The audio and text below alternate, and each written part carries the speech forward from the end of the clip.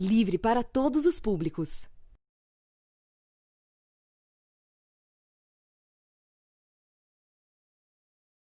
Olá, o povo brasileiro está permanentemente sob ataque deste governo. A categoria dos trabalhadores dos Correios continua em greve para defender condições dignas de trabalho e dizer não à privatização da empresa. Enquanto isso, Bolsonaro veta socorro financeiro para os pequenos trabalhadores rurais.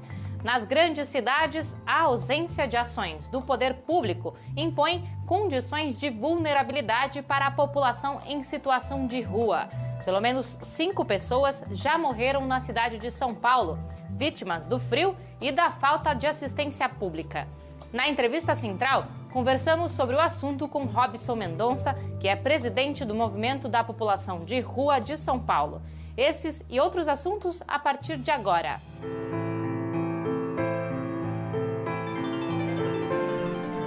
Central do Brasil. Depois de uma aprovação quase por unanimidade no Congresso Nacional, Bolsonaro vetou grande parte da lei que concede auxílio emergencial para agricultores familiares.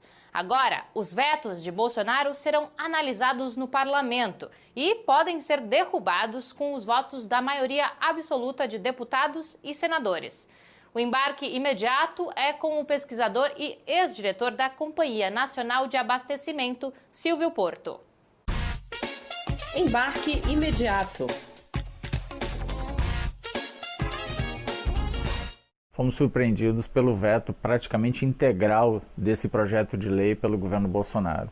Não há nenhuma surpresa em relação ao posicionamento do governo em relação à agricultura familiar, uma vez que, desde que assumiu, vem dando mostras de que a agricultura familiar e camponesa não tem absolutamente nenhuma prioridade nesse governo.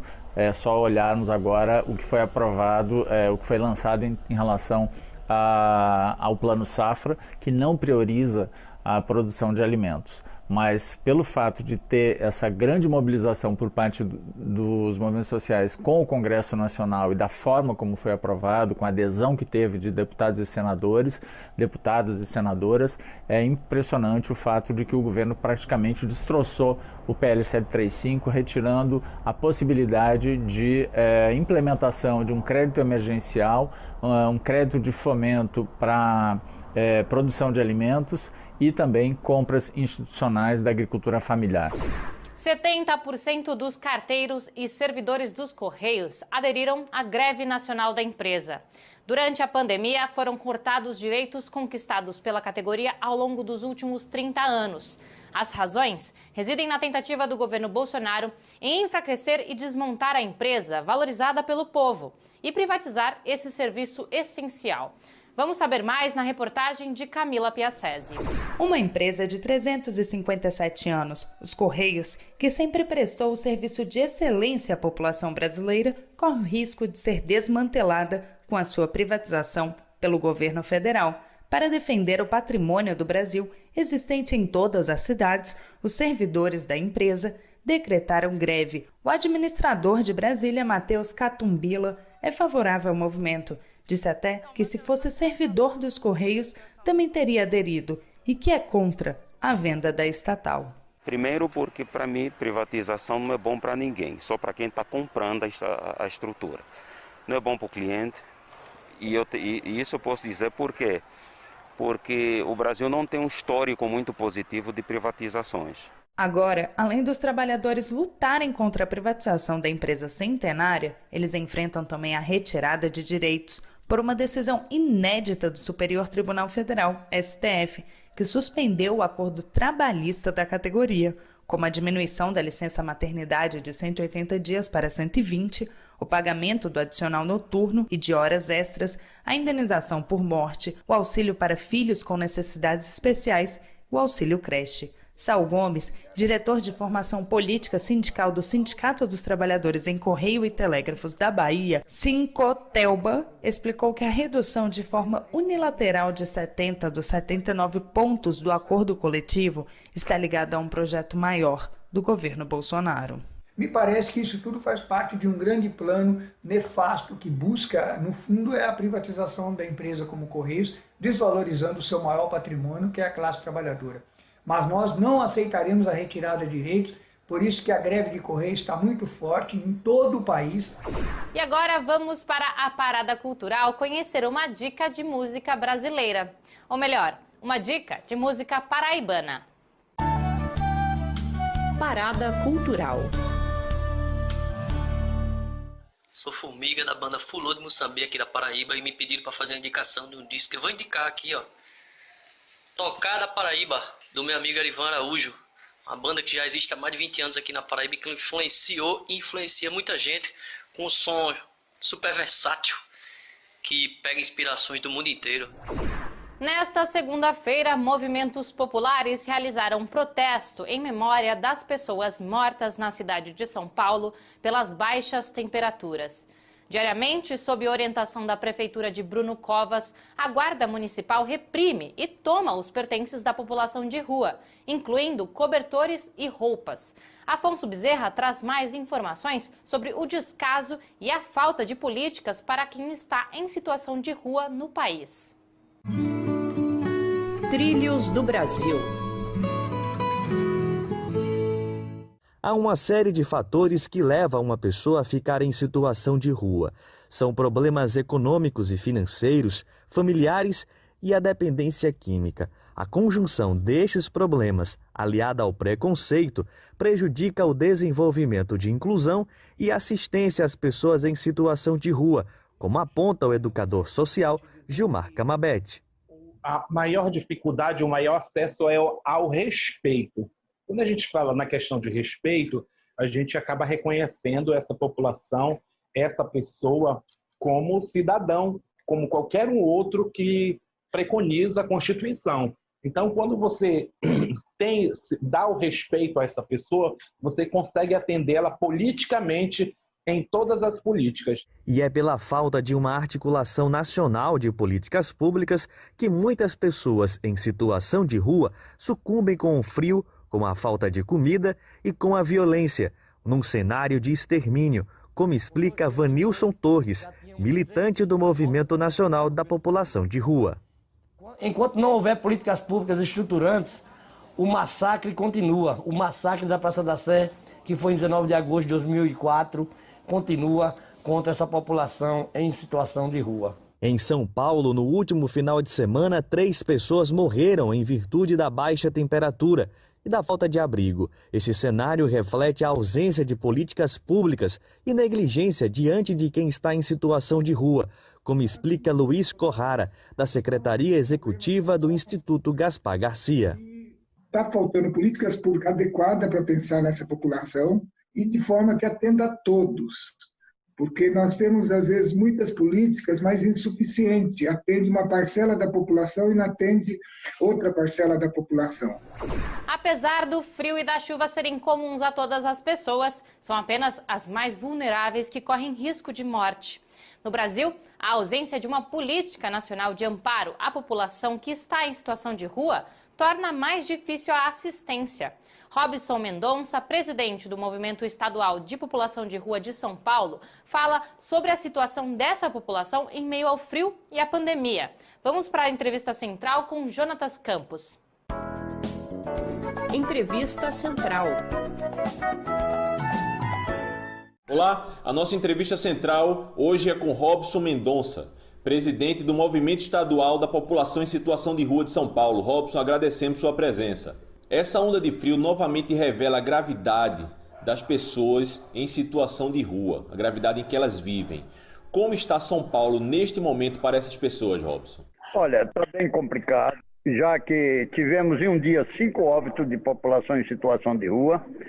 Um dos óbitos foi, 3 óbitos foi na Praça da Sé, uma mulher, um homem com deficiência em uma perna e um jovem que, ao inalar muito lança-perfume, deitou-se no piso frio e terminou falecendo.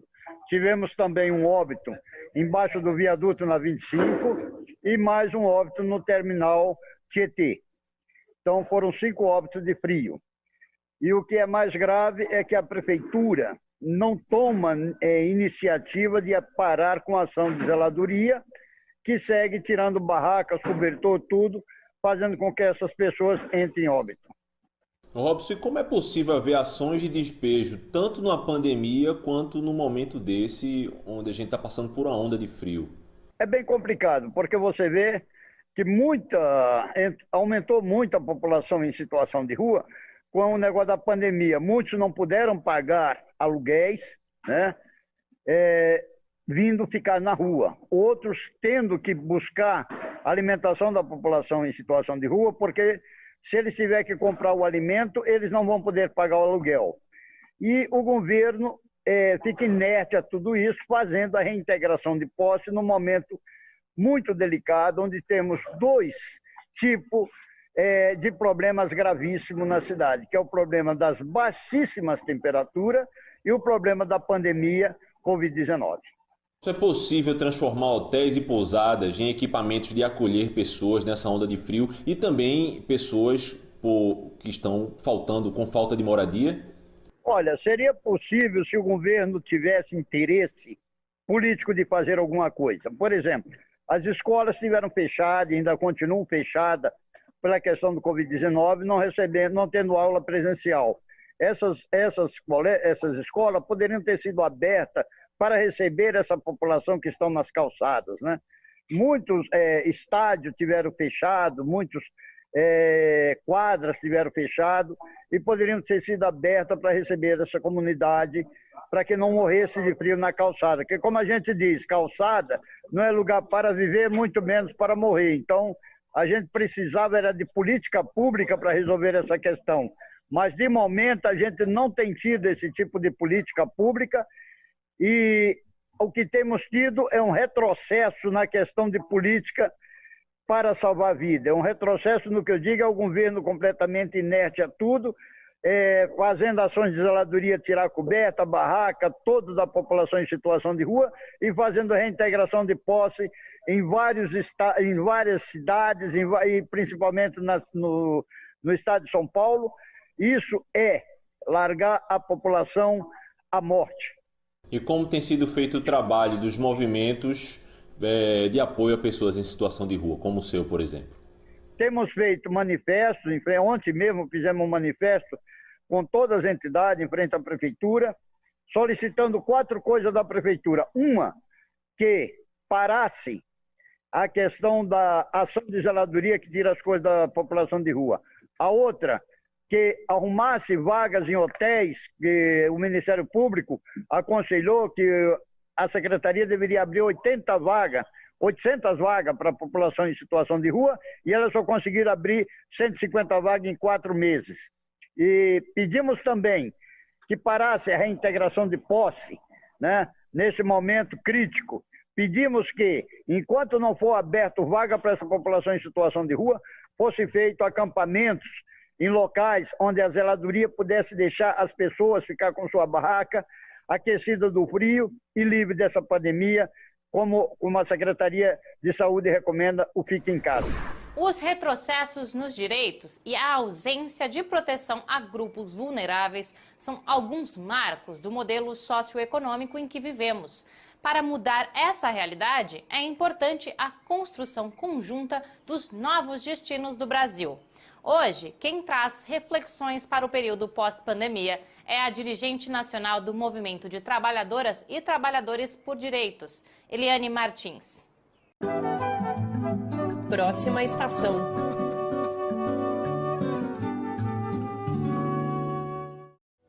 O Brasil que nós gostaríamos de ter após a pandemia é um Brasil menos capitalista, menos racista, menos homofóbico, um país menos patriarcal.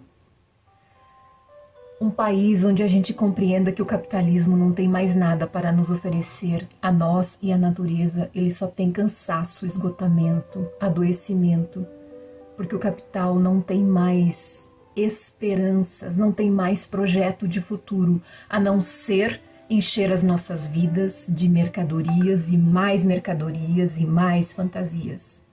Então, este Brasil que nós queremos após pandemia precisa ser construído sobre outros patamares, sobre outros valores, como a solidariedade e a alteridade.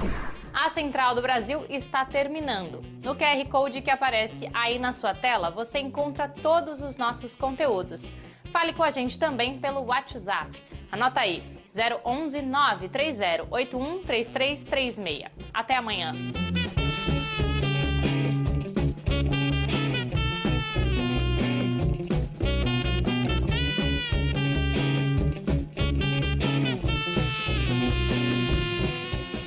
Central do Brasil, a rede de comunicação dos movimentos populares.